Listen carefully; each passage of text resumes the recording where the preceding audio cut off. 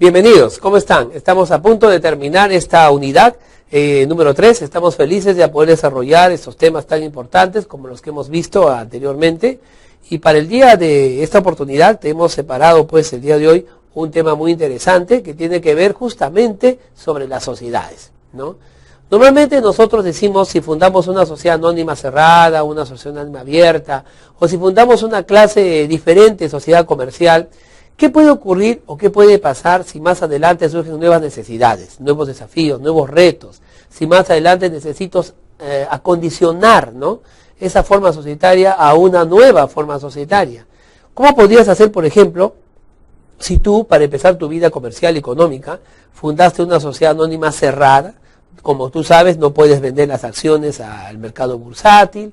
Como tú sabes, no puede haber más de 20 accionistas, socios. Como tú sabes, hay muchas limitaciones. Sin embargo, tu empresa crece de tal manera que ya tienes otras necesidades tremendas, ¿no? Ya necesitas más capital, por lo cual necesitas una forma de financiarte, y una forma muy buena sería la de vender acciones justamente en la bolsa. La otra es que tienes que ampliar tu base societaria y necesitarías más socios que puedan formar parte del grupo de accionistas, que puedan invertir mucho más dinero y arriesgar junto con ustedes, ¿no?, las actividades propias que tenga la empresa. ¿Cómo hacemos eso si en una sociedad anónima no podemos tener más de 20 socios? ¿Cómo hacemos eso si en una sociedad anónima no podemos vender las acciones al mercado bursátil? ¿Cómo lo podríamos hacer? No se podría hacer. La única forma sería transformar nuestra sociedad anónima cerrada en una sociedad anónima abierta, por ejemplo. ¿Eso es posible? De eso se trata justamente el tema de esta oportunidad. Vamos entonces con la diapositiva de presentación para poder ver. Tema 4, la reorganización de sociedades. Vamos entonces. Dice allí: transformación de sociedades. La transformación se define como la operación jurídica mediante la cual una sociedad, por decisión, abandona su tipo social y adopta un tipo societario distinto, sometiéndose a las normas legales reguladoras del nuevo tipo adoptado. Entonces, ¿no?, la transformación de las sociedades existe, ¿ya? Ese es un primer alivio para todos los que quieran cambiar la forma societaria con la que han iniciado su empresa, ¿ya? Sí existe. Y es una operación jurídica. Claro, porque hay que hacer nueva minuta, hay que hacer una transformación, ¿no?, una minuta de transformación, de repente recibir a nuevos socios, en fin, ¿no? Entonces, la transformación de sociedades es una operación netamente jurídica. Aunque, ¿saben qué? También es una operación contable, es una operación laboral, ¿no? Sino que todo lo laboral y contable lo estamos incluyendo dentro del tema jurídico, pero no es así, ¿no? Cuando hacemos una transformación, por ejemplo, como primer paso es que tenemos que tener todo el balance, ¿no?, adecuado de la empresa, totalmente cuadrado, los inventarios también totalmente al día, y solamente así pretender hacer la transformación de la sociedad. Vamos por el segundo párrafo, miren lo que dice. Dice: la transformación comienza desde el momento en que se cumple con todas las formalidades legales establecidas, los derechos y obligaciones de la sociedad y de los socios contraídos con antelación a la transformación continúan vigentes sin ser afectados con el cambio. Esto es importante, esto es muy importante, ¿no? Toda transformación tiene que hacerse con las formalidades de la ley. Si la ley dice, por ejemplo, y exige que tiene que haber un balance, ese balance tiene que estar hecho. Si la ley dice también que nosotros tenemos que hacer una minuta o una escritura pública de transformación, pues habrá que realizarla. Si la ley dice que todos tienen que intervenir en la firma, pues todos tendrán que intervenir en la firma, y así sucesivamente, ¿no? Eso no quiere decir, pues, de que cuando nosotros transformemos nuestra sociedad, ya no le vamos a pagar al que nos vendía tal producto lo que le debemos. Es decir, que nos vamos a burlar de nuestros proveedores, no podemos hacer eso. No es de que, por ejemplo, ¿no?, yo tengo una sociedad que diga Palomino SAC y luego lo transformo a Palomino Castro SAA, ¿no?, y ya no quiero pagarle a todos los que les debía como Palomino SAC. No, tengo que pagarles también. Por eso cuando se hace la transformación, la minuta, la escritura pública de transformación, ahí queda claramente establecido que la nueva empresa que se forma, ¿no?, entonces definitivamente va a respetar todos los compromisos pendientes de pago de la empresa anterior que tenía otro nombre. A veces puede ocurrir que yo tengo una empresa grande y una empresa chica, entonces la fusiono, la absorbo, eso se llama por absorción. la empresa chica se une y forma parte del patrimonio de la empresa grande. Pero eso no quiere decir que la empresa grande va a desconocer todos los compromisos pendientes de la empresa chica. No, no, no, tiene que pagarlos, ¿ya? Tiene que cumplir con ellos, tiene que cumplir con esa obligación. Vamos con la siguiente diapositiva. Fusión de sociedades. Bien, ahí vemos una imagen, ¿no? Estamos viendo ahí a 4 trabajadoras que están a punto de unir allí, ¿no? Un pequeño rompecabezas que simbólicamente significa pues la fusión, la unión de estas 2 empresas. Leamos lo que dice la diapositiva. Dice lo siguiente: la fusión de sociedades constituye una forma de fusión mediante la absorción de una sociedad por otra, con desaparición de la primera, es decir, de la que es absorbida, y realizada mediante el aporte de los bienes de esta a la segunda sociedad. La fusión puede hacerse igualmente mediante la creación de una nueva sociedad que por medio de los aportes absorba a 2 o más sociedades preexistentes. Entonces, la fusión por absorción es así: una empresa grande absorbe una chica, ¿ya? Y todos los enseres, los inventarios, los bienes que tenía la empresa chica ahora formarán parte de la empresa grande. Puede ocurrir también que la empresa grande y la otra empresa se unan y cambien de nombre, es decir, que no esté con el nombre ni de la una ni de la otra, sino con un nuevo nombre. Por ejemplo, la empresa La Perla de los Andes se une con la empresa León de Huánuco, ¿ah? Y ellos en una empresa le llaman La Perla de Huánuco, ¿no? Es una nueva empresa, ¿verdad? Tiene un nuevo nombre, ¿correcto? Perfecto, pero eso no quiere decir que esta nueva empresa, con un nuevo nombre, va a desconocer las obligaciones contractuales que tenía cuando eran las empresas anteriores. Todas las transformaciones de sociedades respetan eso, o sea, mucho cuidado, no nos dejemos engañar. Si por ejemplo tenemos una factura que nos tenía que pagar La Perla de los Andes, ¿no? Nos vamos ahora a cobrarle a La Perla de Huánuco. Y La Perla de Huánuco no podrá decir, no, no, no, ese es de otra empresa. No, señores, no, nos tiene que pagar, ¿no? ¿Por qué? Porque usted fusionó a la empresa Perla de los Andes, la fusionó. Entonces nos tiene que pagar. Y punto, y calladito porque le meto juicio ahorita, ¿no? Así dicen algunos, en broma. Bien, vamos entonces a ver un poquito más cuáles son, según José Luis Taveras, un colega, abogado, jurista, la característica y el concepto de las fusiones. Vamos a ver, ahí está la diapositiva, leámoslo juntos. La fusión se caracteriza por una disolución de la sociedad absorbida que desaparece en tanto persona moral. Es la transmisión de la universalidad de los bienes de la sociedad absorbida a la sociedad absorbente. Las accionistas o los accionistas de la sociedad absorbida devienen en socios de la absorbente. Las fusiones son operaciones generalmente practicadas en periodos de expansión económica o de crisis, ciertamente. Entonces, queda claro, ¿no?, en las palabras de José Luis Taveras, ¿no?, de que la empresa absorbida llega a formar parte de la empresa absorbente. Y que todos, ¿no?, todos sus bienes, todos sus bienes, infraestructura, etcétera, enseres, muebles, ¿no?, tecnificaciones, formarán, a partir del momento de la fusión, formarán parte de la empresa absorbente. La empresa absorbente, entonces, ¿no?, se constituirá en la única sobreviviente. La otra ya desaparece, ¿no?, es decir, se fusiona a la más grande, en todo caso, a la que tenga más antigüedad, o como quieran los accionistas que fueren, ¿no? Entonces José Luis Taveras resalta este hecho, ¿no?, de la fusión, resalta este hecho de que todos los bienes ya forman parte, ¿no?, ¿ok?, forman parte de la empresa que ha absorbido, es decir, de la empresa absorbente. Y ya es un elemento importante más, ¿no? José Luis Taveras, en la última línea de su comentario, dice lo siguiente, recordémoslo, dice lo siguiente: que estas fusiones son operaciones que generalmente se realizan en periodos de expansión o de crisis, ¿no? Sí, ciertamente. Cuando es periodo de expansión económica, lo que ocurre es que la competencia es tan grande y la necesidad del empoderamiento del mercado es tan importante que las empresas entonces que están compitiendo finalmente dicen, oye, ¿para qué tanta competencia? Mejor no compitamos, fusionémonos y apoderémonos del mercado, ¿no? Entonces las 2 empresas se fusionan y se empoderan del mercado, ¿no?, y ellos son los dueños absolutos del mercado. ¿Está mal eso? ¿Es monopolio? No, no lo es, ¿no? Son 2 empresas que se han absorbido y si no aparecen más empresas es porque no hay quien compita con ella y eso no es monopolio, ¿no? Bueno, además la Constitución del 93 ya dice que el Estado no apoya pero que tampoco combate, ¿no? Tampoco combate el monopolio y lamentablemente esta Constitución ha quedado así y ahí la tenemos, ¿no? Bueno, entonces a lo que íbamos. De esa manera entonces, en momentos de expansión económica, estas 2 empresas se fusionan y se empoderan del mercado. Pero puede ocurrir de que no sea un momento de expansión económica ni de bonanza económica, sino que por el contrario, sea un momento de crisis, ¿no? Entonces, las empresas, ¿para qué se unen? ¿Para qué?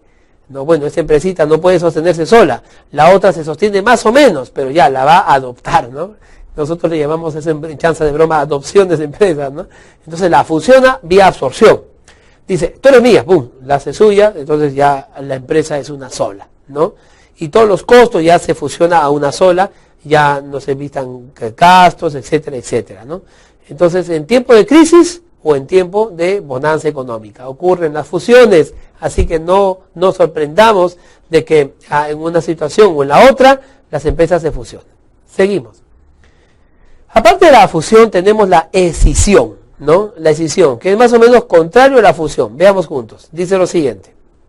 Habrá escisión de empresas o sociedades comerciales cuando primero una sociedad, sin disolverse, destina en una o varias partes de su patrimonio a una o más sociedades existentes o a la creación de una o varias sociedades. ¿Qué significa esto?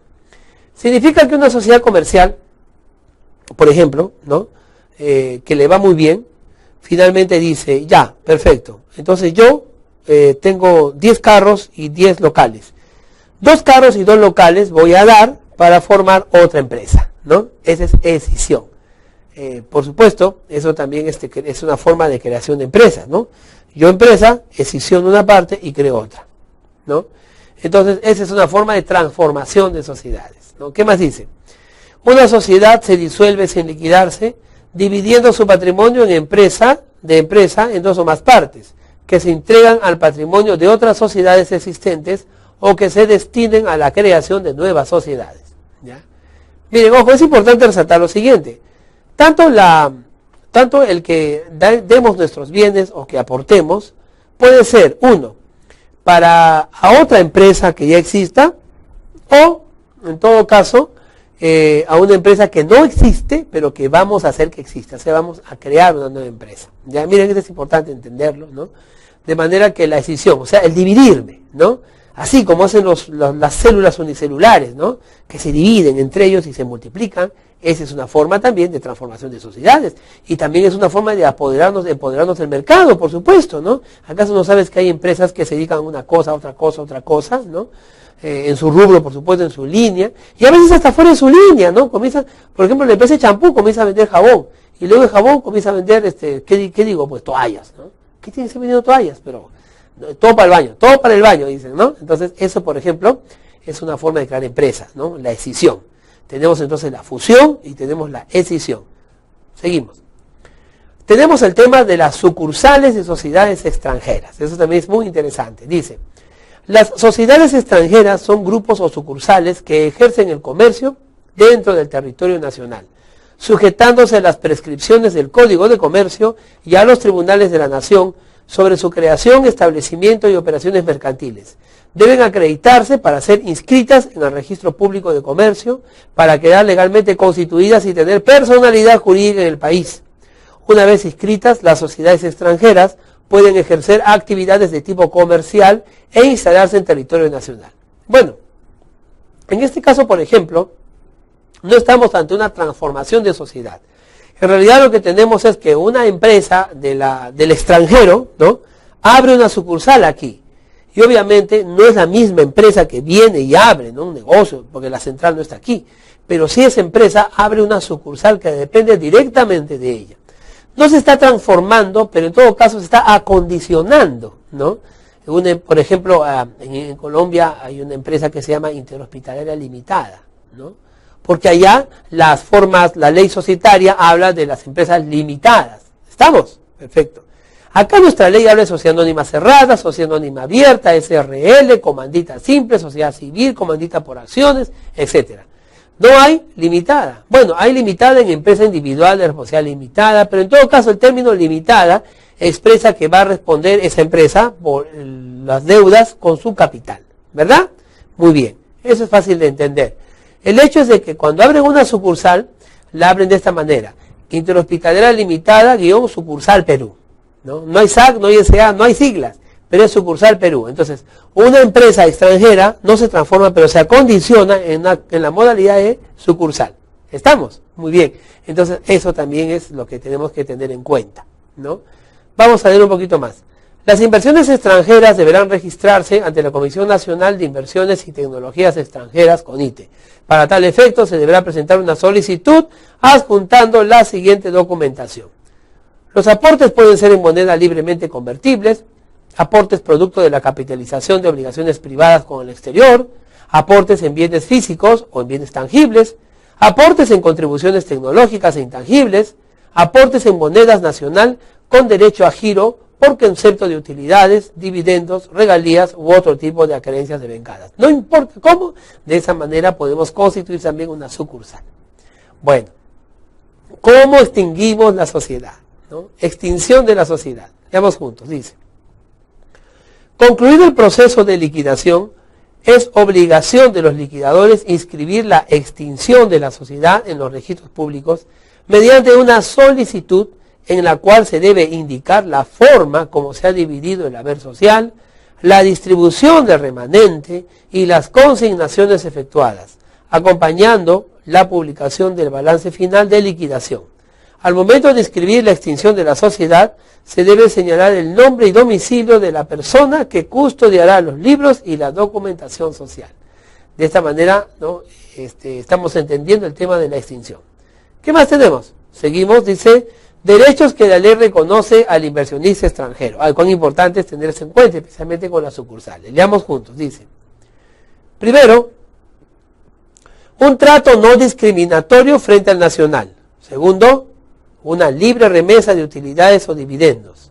Tercero, una libre reexportación de su capital. Cuarto, libre contratación de tecnología y de remesa de regalías. 5. Libertad para adquirir acciones de propiedad de inversionistas nacionales. Libertad para contratar en el exterior seguros para su inversión. Posibilidad de suscribir con el Estado convenios de estabilidad jurídica para su inversión en el país. Esos son los derechos, ¿no?, del inversionista extranjero que la ley reconoce. Bueno, disolución y liquidación de sociedades. La disolución de la sociedad produce la cesación del contrato y al mismo tiempo la extinción de la relación social, en el sentido que los socios ya no están obligados a perseguir el fin común con medios comunes, sino que están autorizados a pretender la restitución en dinero o en especies de sus respectivas aportaciones. Además, por la disolución, la sociedad queda imposibilitada de realizar nuevas operaciones y la totalidad de su patrimonio no puede disponerse sino hasta que se concluya con el pago a los acreedores. Entonces la disolución es todo un proceso y teóricamente es la cesación de la existencia, ¿no?, de la relación social. Usted sabe que la persona jurídica, las sociedades comerciales, se generan con una voluntad societaria mediante un acta que se llama pues la constitución, el acta de constitución de empresa, ¿no? Pero que para disolverlo, entonces significa que eso queda suspendido definitivamente. ¿Y cuáles son las causas por las que tenemos que disolver, ¿no?, una empresa? Hay que saberlas. Vamos a verlas juntos. Dice allí, vencimiento del plazo de duración de la sociedad. No es común, no es muy común, ya les expliqué en temas anteriores, de que todos creemos o creamos empresa, no para que esté allí y a los 3 días ya no exista, sino que cuando nosotros creamos empresa lo hacemos con mucha ilusión, con mucho esfuerzo, mucho sacrificio, y queremos que se llegue, pues, ¿no?, que eso siempre permanezca. Por eso en los estatutos y en las escrituras públicas, en las minutas, cuando se forman empresas, dice duración de la empresa indeterminada, ¿no? Bien difícil, aunque habrá alguien por ahí, como alguna vez vi, que coloque que de aquí la duración de mi empresa será 8 años, ¿no? Entonces le estoy poniendo ya un límite de existencia, ¿no? Si eso pasara, tengo que disolverla antes de que termine pues el plazo. Segundo, la conclusión del objeto social. Claro, si una empresa se creó para un objeto social y finalmente lo logró, ¿para qué va a seguir? Tendrá que modificar el estatuto y replantear un nuevo objeto o un objeto complementario para poder seguir existiendo, si no habrá que disolverlo. Tercero, la continuada inactividad de la Junta General. Es otro tema ya un poco interno, ¿no? La Junta General de Accionistas no trabaja, no colabora, no hace nada. Entonces, básicamente, pues, y la empresa está esperando abajo la paciencia, la santa paciencia de los accionistas. No, entonces mejor hay que disolverlo. Y por último dice, cualquier otra causa establecida en la ley o prevista en el pacto social o en el estatuto. Nuevamente el tema del estatuto. Miren, cuán importante hablo yo acerca del estatuto. Bueno, las causales de disolución dicen que cualquier otra causa que la ley establece o que el estatuto lo haya previsto. ¿Y qué diferencia encontramos entre disolución con liquidación, verdad? Vamos a verla en este preciso instante. Vamos con la diapositiva. Dice liquidación. Una vez disuelta la sociedad, se da inicio a lo que hemos denominado la segunda etapa del proceso, que no es otra cosa que la liquidación. El proceso de liquidación, dice la diapositiva, se puede definir como un conjunto de operaciones, qué interesante, un conjunto de operaciones, o un conjunto de actos, dice, que deben realizarse en la sociedad que ha sido declarada en disolución, tendientes a la realización de su activo, al pago de su pasivo y la distribución entre los socios de remanentes de patrimonio social, si es que lo hubiere. Es que ya miren, el tema es este. Una vez disuelto, entonces ya la liquidación pasa al proceso de liquidación, ¿no? Los liquidadores entonces, ¿no?, se apersonan y buscan pues rescatar en principio todos los patrimonios que pueda tener la empresa. La disolución y la liquidación es una forma de conclusión de la persona jurídica, de la sociedad comercial. Es una forma, ¿no?, de decir, hasta aquí llegamos, ya no podemos más. ¿No? Pero como les repito, es un poco extraño eso. En realidad todos creamos empresa para que permanezca para siempre.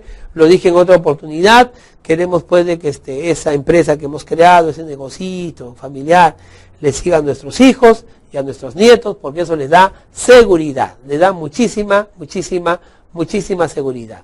Bien, para mí ha sido un gusto estar contigo en este tema número 4 y en esta unidad, donde hemos aprendido un montón de cosas, y te exhorto y te animo pues a que sigas aprendiendo, a que sigas estudiando, a que sigas investigando por tu cuenta, ¿no?, acerca de todos estos temas de cómo es la fusión de sociedades, cómo podría ser, de eso te va a servir, porque respecto a eso hay mucha consulta, Entonces, con un poquito de experiencia, que poco a poco vas a ir ganando, yo estoy seguro que tú vas a poder en definitiva absorber todas las preguntas de tus clientes que sean de este nivel. Soy el profesor Willy Palomino y espero encontrarte conmigo en el desarrollo de la unidad número 4. Muchas gracias.